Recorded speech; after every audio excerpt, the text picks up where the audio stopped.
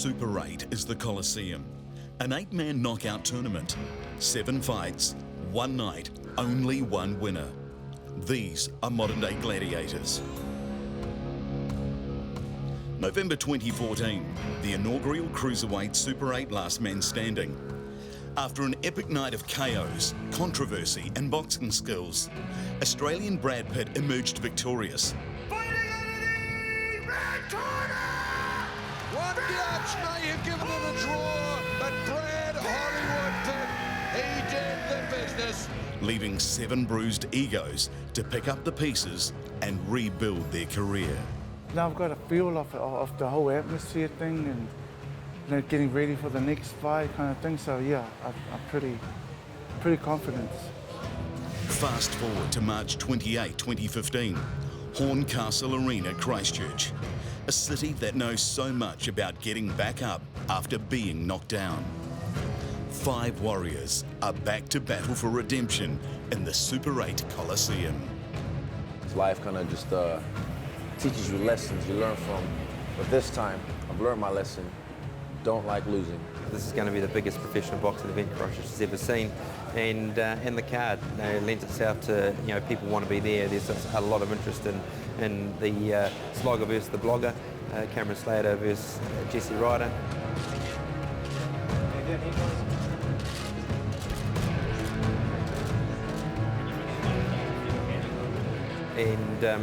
And a lot of interest in the professional fights as well. I think there was a comment made that I'd fight in a phone box for free, so yeah, she's going to be explosive, and none of us are going to be sitting there looking to make it a chess match. Boxing has its roots far away from the glitz and glamour of huge arenas in front of thousands of fans. It's on back roads, doing the hard yards, training twice a day, working full-time jobs while grinding it out in sweltering gyms, trading blows with other hard men. Brothers sharing blood, sweat and sometimes tears to prepare for battle. Nowhere is that more evident than in Super 8's feature cruiserweight title bout. The WBA Pan-African, WBO Asia Pacific and OPBF crowns will be contested by 2 men who epitomise boxing's gritty roots. It feels really good to be able to call myself 3 times regional champion. I'm literally 2 or 3 fights away from fighting for a world title. So for me, just to reach that status and to be able to fight for a world title, to say that I've done it, even if I don't win it, is a massive achievement in itself. The champion, a slaughterman from Wagga Wagga, claimed his title the hard way. A little bit of a cut over the right eye of Anthony McCracken. In the champion's backyard, in a come-from-behind KO victory of Kiwi champion David Alua in November. Left uppercut still there if he throws it. Oh! He's out. Oh. Thought he was going to fall on us. He's called it. He's called it. Reg Williams has called it. Wow-wee. Anthony McCracken. Anthony McCracken. The ball has come from nowhere with a beautiful. Unbelievable. He has rocked. Wow. He has rocked Oceania. Anthony McCracken, he said he was going to come here and he had to knock him out. Well, he did with a succession of right hands.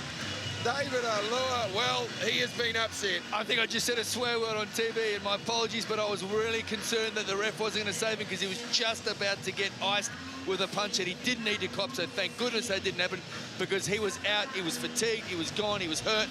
That was amazing by Anthony McCracken. What a stellar performance.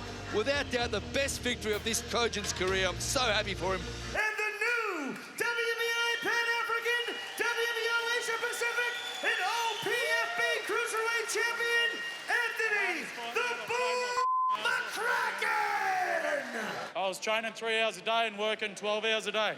And the rest we've had in New Zealand and NZ Boxer and Sky Arena looked after me sensationally, and the crowd here is awesome. So I'd like to say thanks to everyone for having me, and I'd love to do it again. A victory well deserved, Danny. Look, mate, I'm just so wrapped for this guy. He is a guy, people who don't know this bloke, he is why I love this sport so much. He has never achieved anything, and he's got no recognition. He's worked his ass off for his whole life. You won't find it harder worker, and he just proved it. And now he's going to get to enjoy what it feels like to be on the big stage. I'm just so thrilled, because this guy, if anyone deserves it in the sport of boxing, Crackers does. Renowned for his granite chin and relentless aggression, McCracken is a triple world champion. Having risen to number 13 in the world on the back of his upset victory, the teak-tough Aussie has no intention of relinquishing his title in his second foray into foreign territory. Yeah, Vitaly Soy has got extra motivation to fight me because I beat his stablemate in David. To me, it's not going to affect me and my performance. I'm going to go out there and defend my belts the way that I know that I can. I've had more big fight experience than he has, and I think that's going to show on March 28th. He's never been past 6 rounds, and I'm going to give him 10 hard rounds. So I think that's going to be the difference, and there's nothing to prepare for that.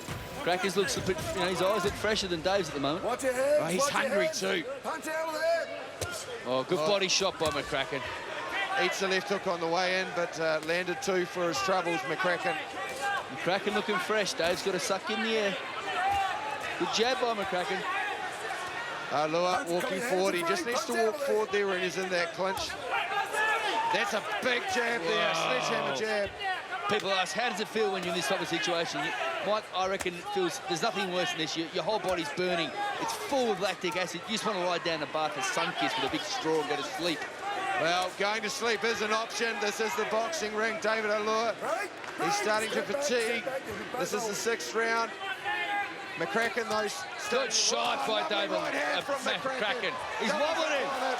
He's fatigued, David Alua. He's very fatigued. He's wearing leather. He's fatigued. Well, David Alua, he's shown a clean pair of whiskers, but he is exhausted, blood coming from his mouth. He's really starting to wear clean shots now, and this is where Crackers thrives. He can smell a good body shot by David Alua. We've talked about the fight that he needs to show. He's losing the round, but he has stopped McCracken from coming forward. We've seen some great fights already tonight. This is an absolute pearler. That's what boxing is all about. McCracken coming back hard. David Alua coming back hard as well. He's going nowhere. Great round for Anthony McCracken. And Vitaly will find out what it's like to go 10 hard rounds. And yeah, so, but yeah, Vitaly's coming to win, so I'm coming to win also. Vitaly Soy cut a swag through Australasian cruiserweight competition, racing out to a 19-0 record, before having to return to Samoa to support his family in 2012.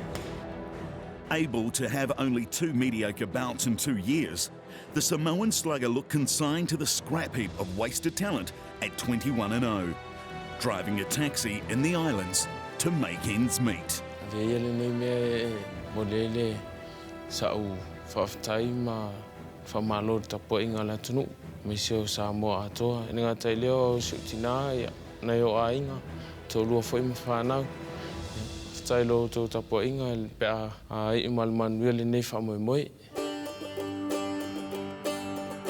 Then Super 8 came calling, and in November 2014, the 27-year-old dusted off the gloves and made the last man standing final. He is the pride of Samoa. Vitaly Soy, 22-0, 16 KOs. He has also won one of these tournaments before. He has some experience. Losing a narrow majority decision to Brad Pitt in the decider. The power-punching Samoan stalker, Vitaly Soy. Having performed so well after such a long break, Super 8 has given the Kiwi Samoan a golden opportunity to get his world title aspirations back on track.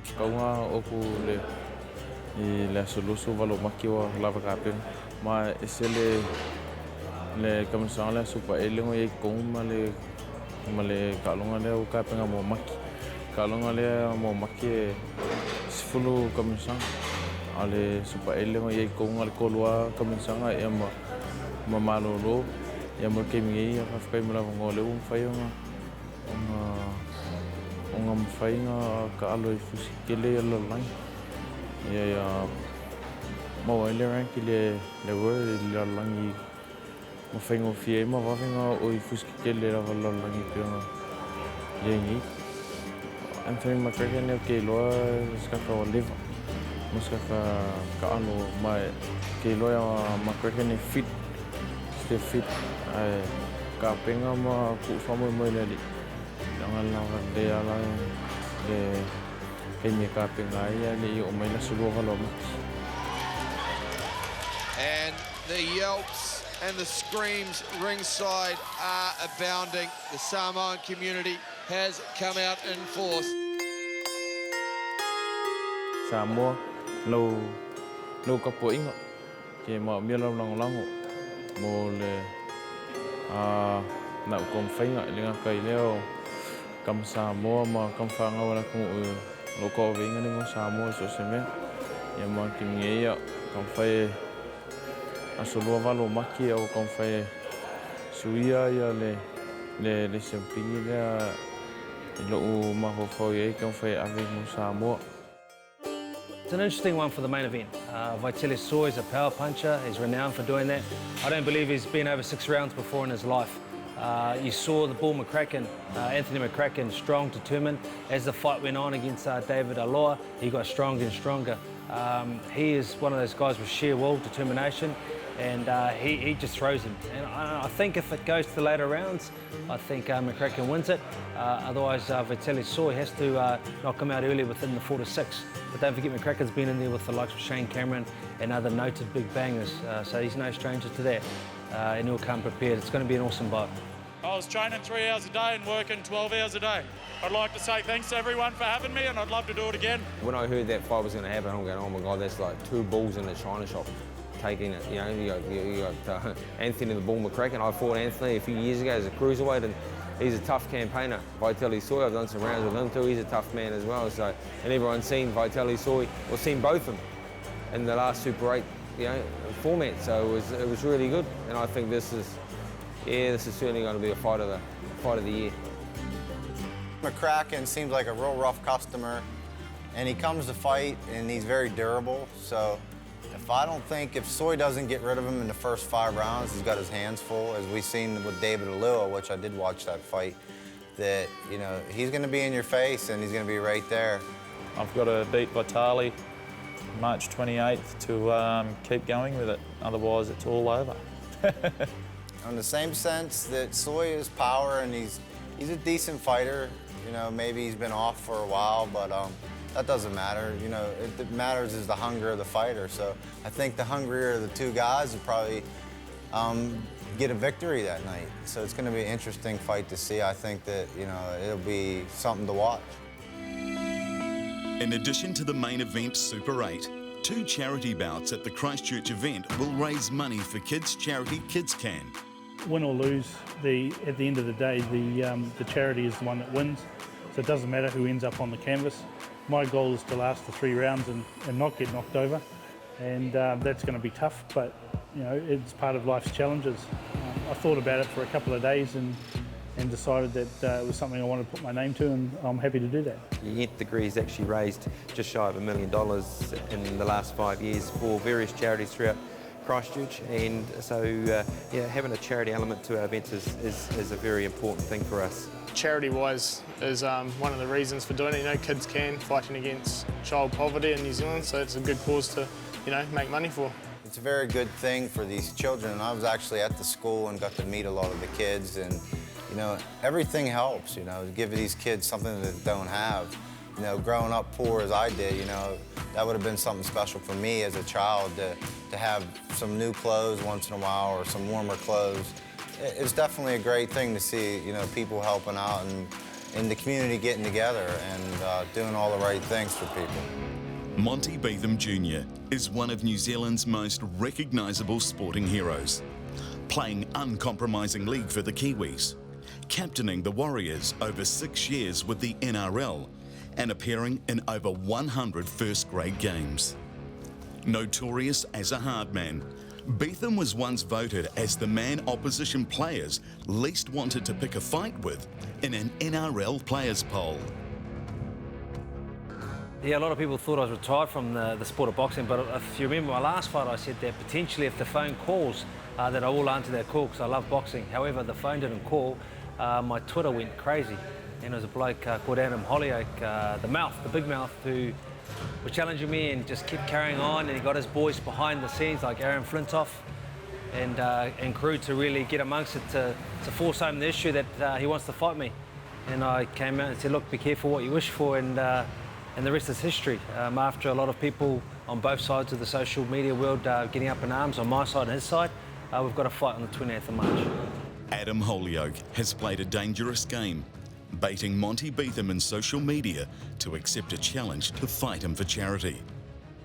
At first glance, the mouthy former Surrey and English cricket skipper might be biting off more than he can chew. But look a little closer and you'll see Hollyoake has plenty of fighting pedigree. Adam Hollyoake is not just any sort of normal cricketer. He's a guy that's been involved in MMA. He's had 3 pro fights, so he's fought in 10-ounce gloves, he's fought in 4-ounce gloves, and he's been amongst it with knees and all sorts. It's a rarity for cricket to have someone along those lines, and he likes to be the poster boy for cricket. And he's come out on social media since saying that get behind him. He wants to earn some respect. So that's what he's trying to do. He's singled me out, so I'm looking forward to seeing what respect he can earn, if any. He might have the physical advantage because rugby league's such a physical game. It might not be, I don't know, when we get in there on the night we find out, but I mean, I know that I'm a mentally tough guy. I have no idea how tough Monty is. I would suspect he is a mentally tough guy. It's just going to weigh up whether his physical advantages is going to outweigh what I think will be my mental advantages. If he can match me mentally, then, you know, you'd think that he might have a chance of beating me. But if I can mentally outthink him and use that, the power of the mind can do a lot, as we know. Hollyoake is a man who likes to bang and doesn't mind taking a shot to give one. But against Beetham, it could be a case of be careful what you wish for. The body's feeling 100%, and I can't wait to get in there again, man, on 28th of March. Jesse Ryder, the enigmatic cricketing genius from a working class background. He's an introvert who shuns the limelight and prefers to let his bat do the talking. He plays with the freedom of someone smashing tennis balls into the surf on some of cricket's most iconic grounds, but has never quite fitted cricket's very traditional middle-class mould. I'd have a great appreciation for the fighters, you know, the work that they put into fight, you know, and you definitely don't want to go in there and make it look stupid or bring the sport down or anything. So, you know, I train as hard as I can to, you know, try and look as good as I can in the ring so I don't make a mockery of it. But yeah, I guess that's one of the pressures as well, you know, boxing, coming from cricket to boxing, you want to do the sport proud. Well and truly recovered after the life-threatening assault by 2 men in 2013, Ryder has chosen to return to the ring on the anniversary of the Cowardly Act to raise money for KidsCan and signal he has moved on, and perhaps others should too. You know, boxing's a funny sport. All it takes is one hit, so...